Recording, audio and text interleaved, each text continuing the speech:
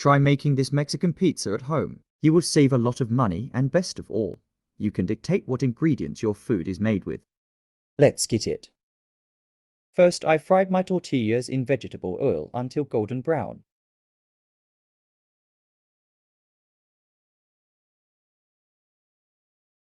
I fried a total of 6, so that I can make 3 Mexican pizzas.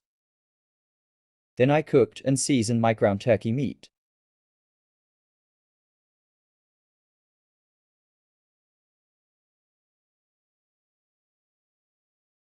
I then added my homemade refried navy beans to 3 of my tortillas. I chose to go with navy beans instead of pinto beans is because navy beans has a unique taste that I like. Plus, they are better for you.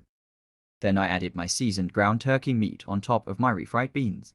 Then I started another layer by placing another hard-shell tortilla on top of the ground meat. Then on this layer, I started with homemade tomato sauce, spreading evenly, covering as much of the tortilla as I can.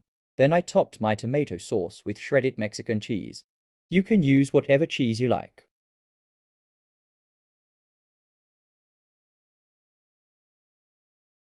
Lastly, I added fresh chopped tomatoes.